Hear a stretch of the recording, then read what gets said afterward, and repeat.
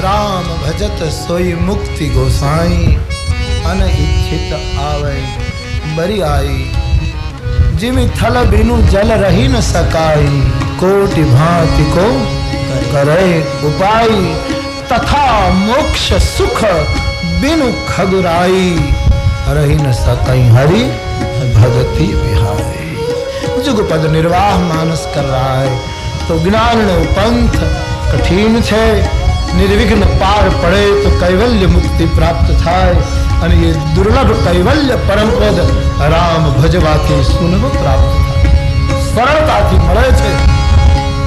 આટલું દર્શન આજ તક કાલે અંતિમ દર્શન કલ પર जा रहा है છેલ્લું દર્શન આજે અહીં જ રોકાઈએ છીએ। કથા પૂરી કરો એના પહેલા કરો ભાઈ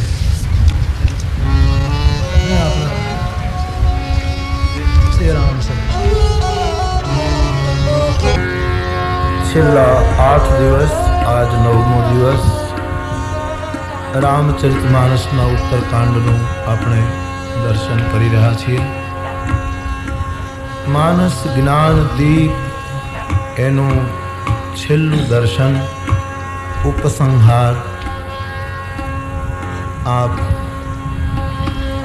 मन बुद्धि चित्त से सावधानी से सुने।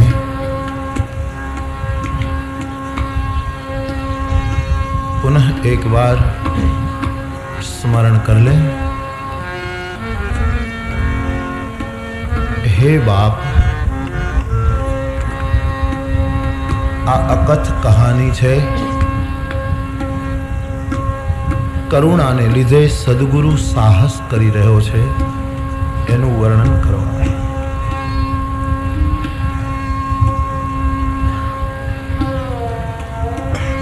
जीव ईश्वरनो ज अंश छे। ईश्वरना वेदांत में जे लक्षणों छे बधा ज लक्षणों जीवने पण लागू पड़े छे जेनी अनेक रीते आपणे चर्चा इन दिनों में की है।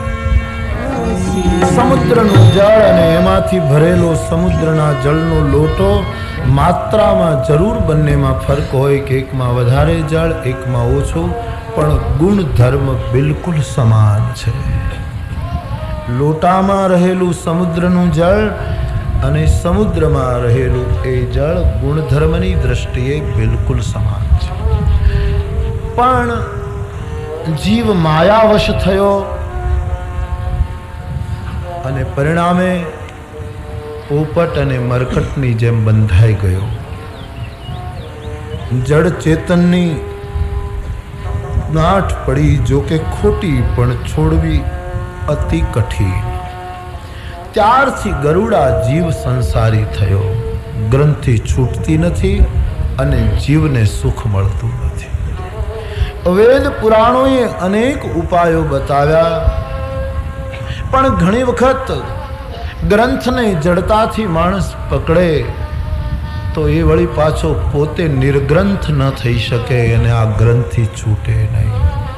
છૂટન અધિક અધિક અરુ જાય આત્મા રામાશ્ચ મુનિયો નિર્ગ્રંથા એ ન્યાયે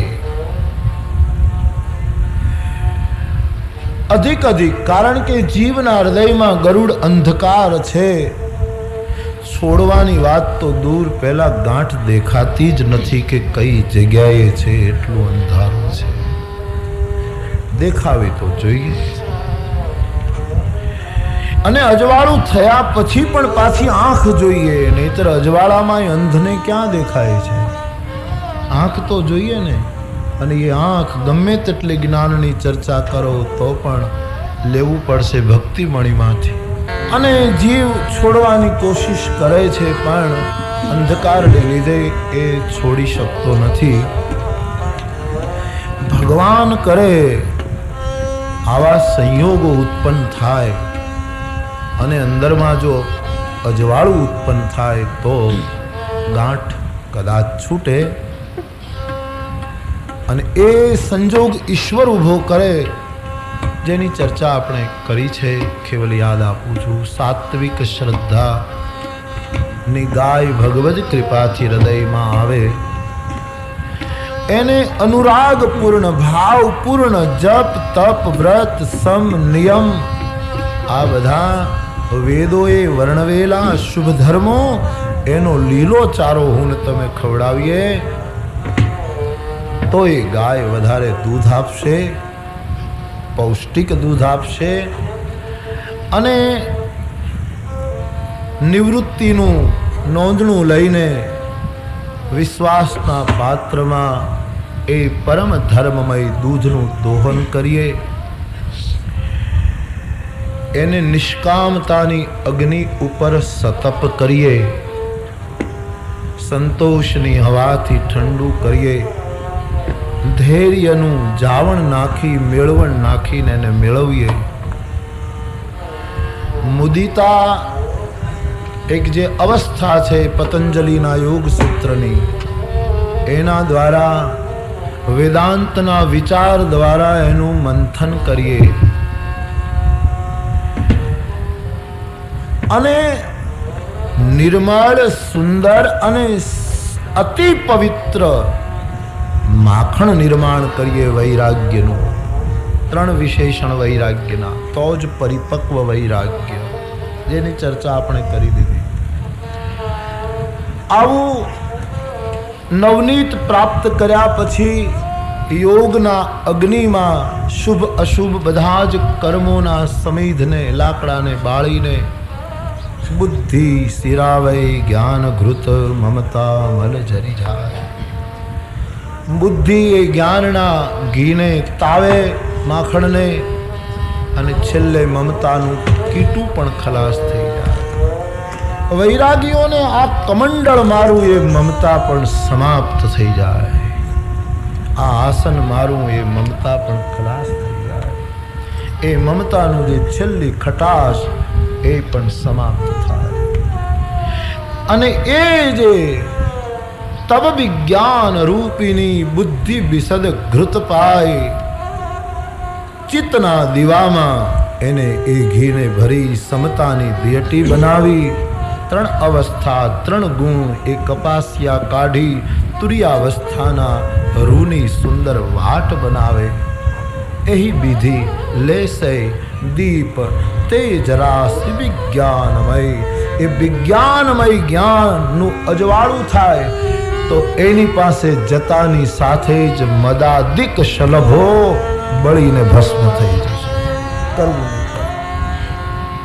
એની જ્યોતિ. આ તો ખાલી આ 9 દિવસ આની બધાની ચર્ચા કરી છે, પણ હવે પુનરાવર્તન એટલા માટે ઉપસંહાર તરફ આપણે જઈ રહ્યા છીએ.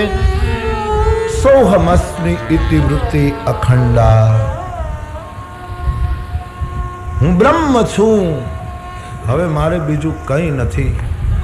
તદેવાહમ તદેવાહમ બ્રહ્મેવાહમ, એ સૂત્ર સિદ્ધ થયું ઉપનિષદનું. આ જ્ઞાનની જ્યોતિ અખંડ અલોલ અકંપ અને આત્માના અનુભવનો એ સુંદર પ્રકાશ, એમાં ભવનું જે મૂળ ભેદ અને ભ્રમ છે, કેટલા પ્રકારના ભેદ એની ચર્ચા આપણે કરી લીધી છે. કયા કયા ભ્રમોની નિવૃત્તિ થાય એની ચર્ચા પણ આપણે કરી. સમજદાર બુદ્ધિ એ વખતે મેં તમને કહ્યું તું, ગામડાની આપણી બેન દીકરી મર્યાદા હોય, મલાજો હોય અને પોતાના ઓરડામાં બેસીને ભરતા ભરતા એ દોરો ગૂંચવાઈ જાય ને એકલી બેઠી બેઠી આમ એને ખોલતી હોય, એમ સયાની બુદ્ધિ હૃદયના ઓરડામાં બેસી અને એ ગાંઠને છોડવાની કોશિશ કરે. તો એ પ્રયાસ અજવાળામાં શરૂ કરે અને કદાચ છોડી નાખે, પણ છોડવાની જ્યાં તૈયારી હોય ત્યાં માયા વિઘ્ન કરે છે.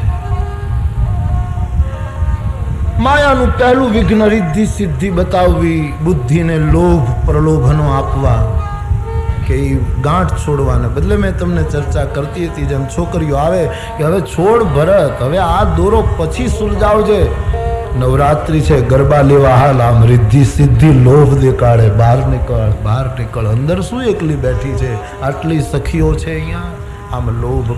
પણ જો પ્રૌઢા બુદ્ધિ હશે, પ્રજ્ઞા હશે બુદ્ધિ, પરમ સયાની, સગર્ભા દીકરી હશે તો એ ના પાડશે ગરબા લેવાની કે મારે ધ્યાન રાખવાનું છે, હવે મારી ચેતના પાકી છે, હવે આમાં હું ભૂલ ન કરું જેમ તેમ પગલા. પરમ સયાની શબ્દનો ઉપયોગ ગોસ્વામી પ્રજ્ઞા જેને કહે.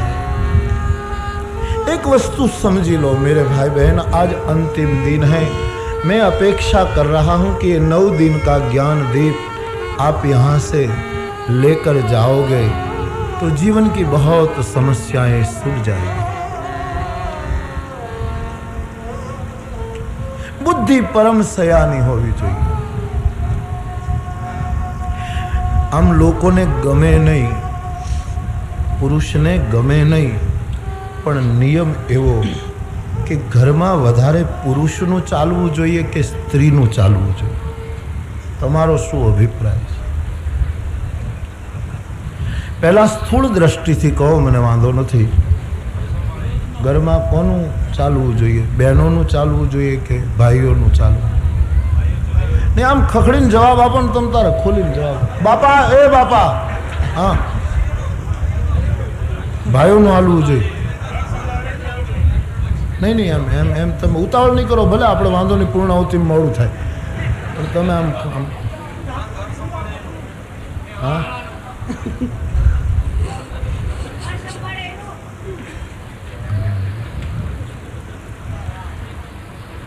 સાચી દ્રષ્ટિ, ન્યાયી દ્રષ્ટિ એ છે બહેનનું ચાલવું જોઈએ.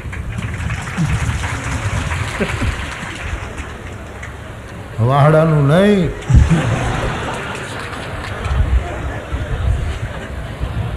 એનું કારણ છે વૈદિક પરંપરાની જે સપ્તપદી છે. એટલા માટે હું માનસને અધ્યાત્મ જગતની સપ્તપદી કહું છું.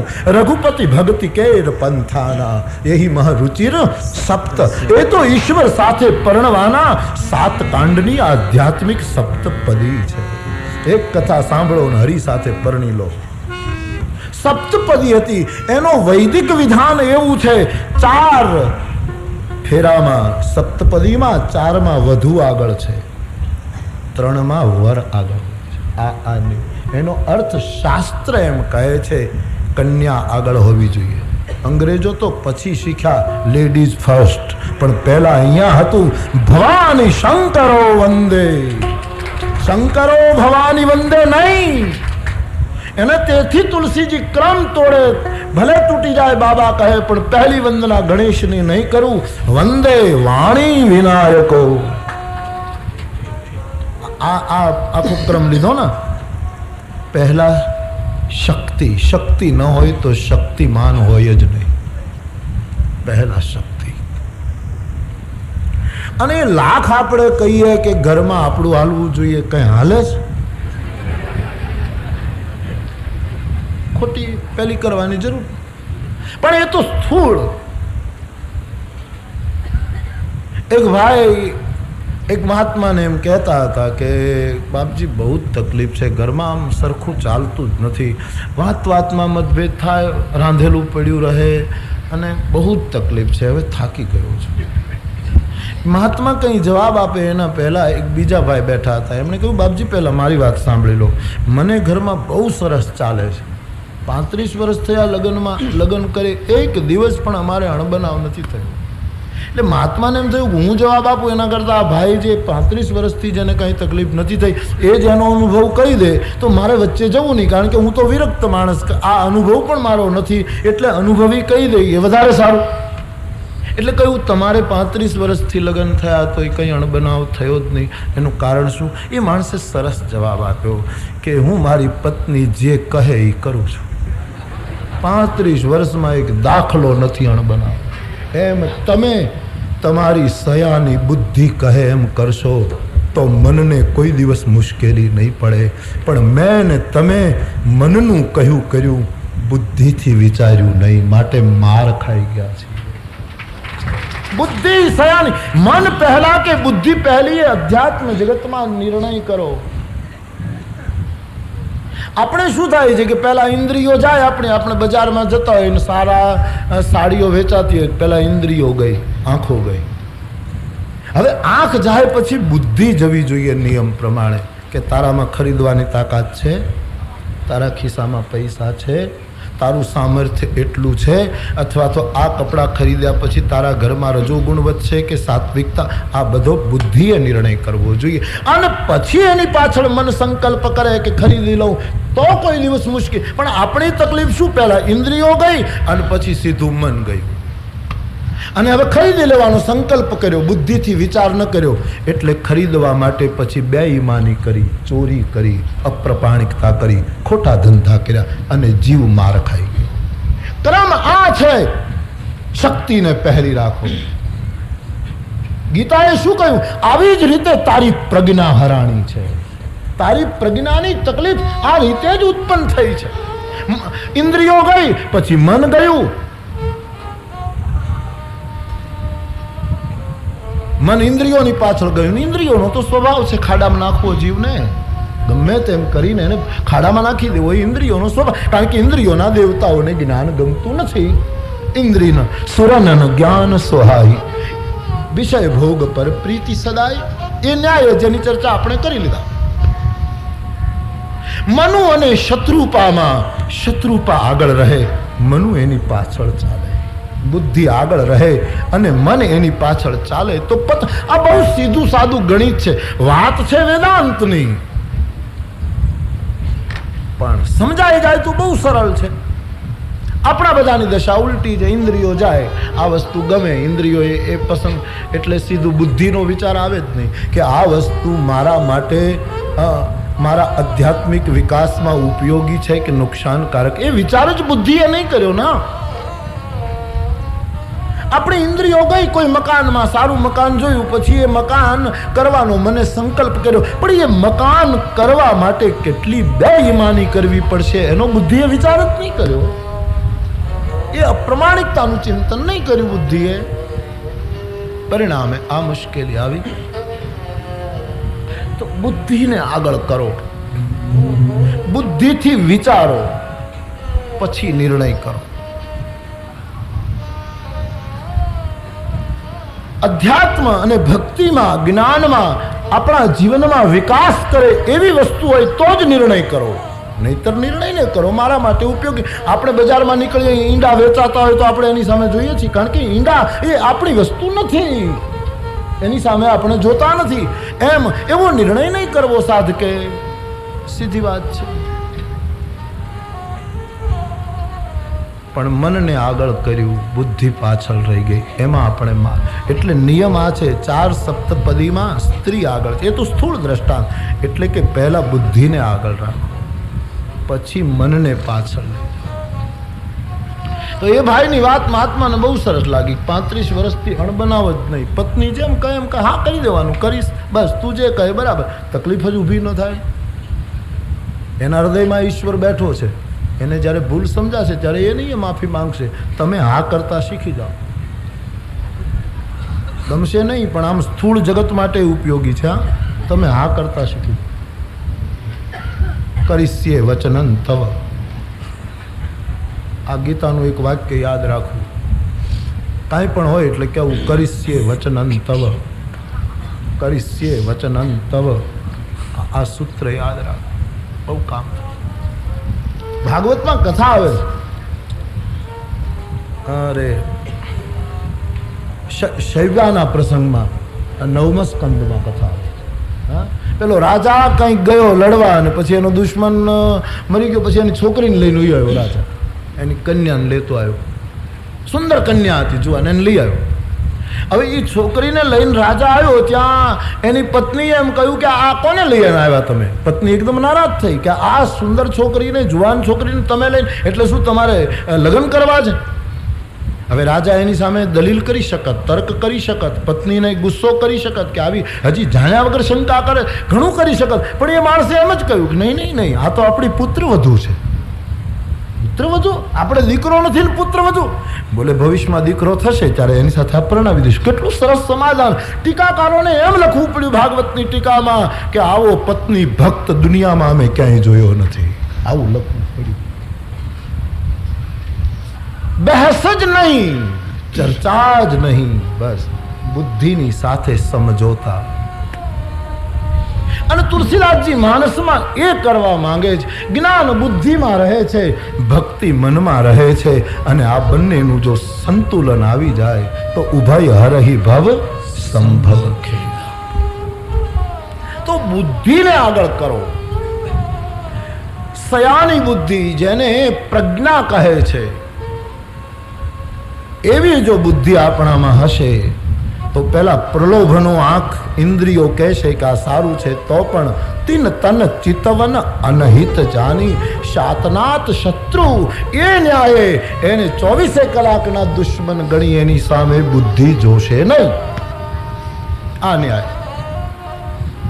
અને આવા બુદ્ધિમાન માનવને જ મનુ આદિ ગ્રંથકારોએ માનવ કહ્યો છે. બાકી તો બધા માનવના પૂતળા છે. જેનામાં આવી મનીષા છે એ જ માનવ. હા, બાકી તો ગીતાએ જંતુ કહ્યો છે માણસને.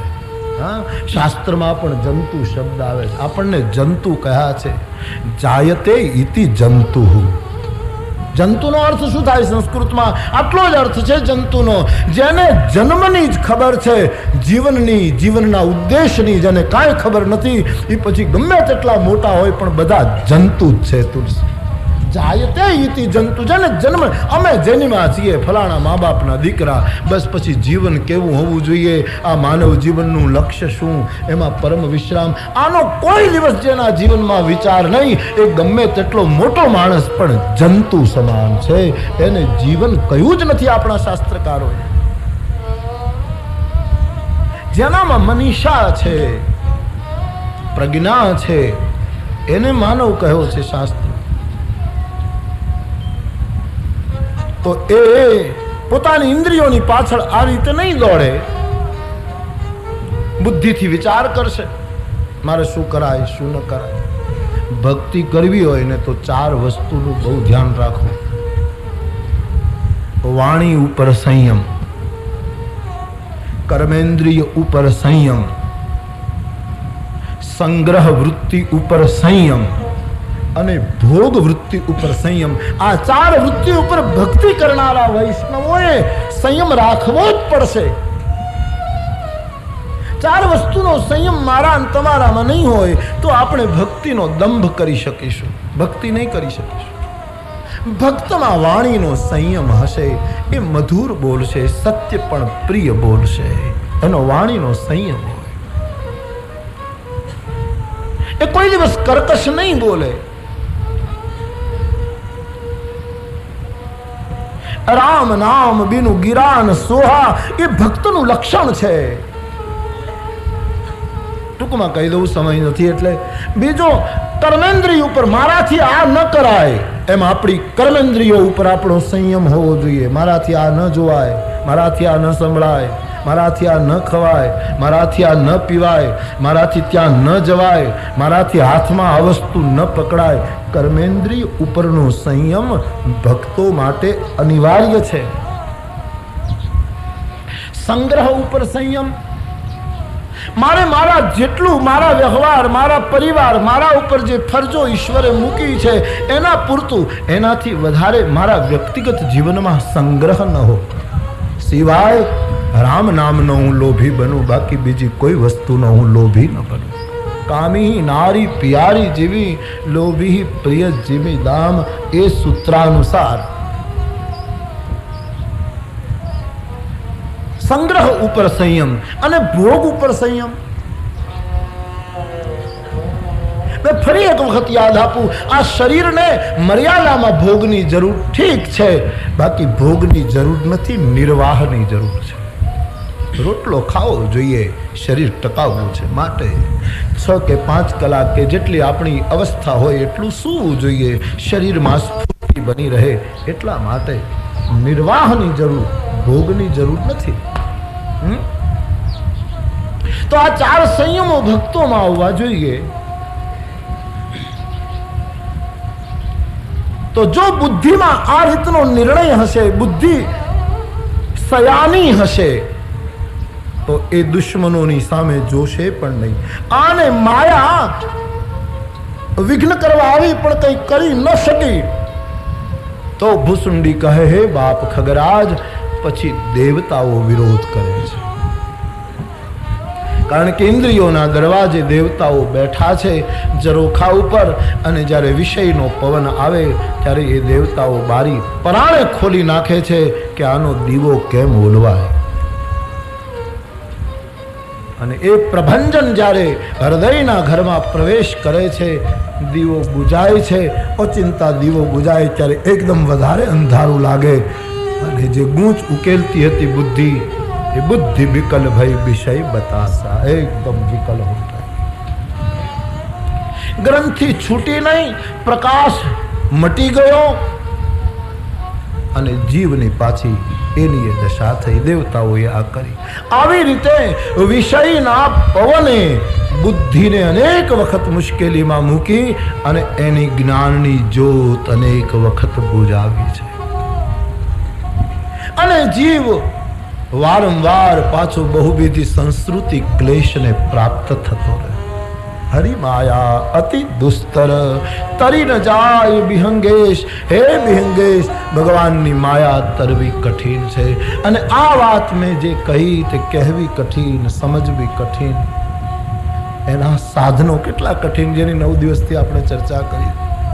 ગુનાક્ષર ન્યાય કદાચ બનત બનત બની જાય તો પણ અનેક પ્રત્યુહો અંદર મુશ્કેલીમાં મૂકે છે. જ્ઞાનનો પંથ તલવારની ધાર નથી, કૃપાણની ધાર છે. અને એમાંથી પડતા વાર લગતી નથી. પણ કૃપા ન, જેના ઉપર હરિની કૃપા નહીં હોય એને કૃપાણ સિદ્ધ થશે. બાકી તો હરિ આશ્રય હશે તો જ્ઞાની પણ આમ ચીરતો નીકળી જશે બહાર. નિર્વિઘ્ન રીતે આ પંથમાંથી જો બહાર નીકળી જાય તો કૈવલ્ય પરમ પદને પ્રાપ્ત કરે. અને હે ખગેશ, હું પણ સંમત થાઉં છું, કૈવલ્ય પરમ પદ અતિ દુર્લભ છે. ભક્તિ પક્ષનો સંત પ્રતિપાદન કરે છે. અને આખી પેનલ બેસાડીને સિદ્ધ કર્યું, સંત પુરાણ નિગમ આગમ બદ. તો જ્ઞાન દીપ જો બુજાય નહીં, નિર્વિઘ્ન પંથ જો આવી રીતે કપાઈ જાય તો એ કૈવલ્ય મુક્તિ પ્રાપ્ત થાય. પણ હે ખગપતિ, એ મુક્તિ રામ ભજતા એની મેળાએ પ્રાપ્ત થઈ. અને ઈચ્છિત પાછળ પાછળ દોડી આવે છે. જેમ થળ વગર જળ રહી ન શકે, કરોડો ઉપાય કરો, એવી જ રીતે હે બાપ, મોક્ષનું સુખ રામ ભક્તિ વગર રહી શકતું નથી. માટે ભક્તિનો આશ્રય કરો, ભક્તિનો आश्रय करो, भक्ति नो आश्रय करो। अस अब आगे का दर्शन, ये तो मैं आपको स्मरण, अंतिम दिन है, अब आगे के और अंतिम दर्शन के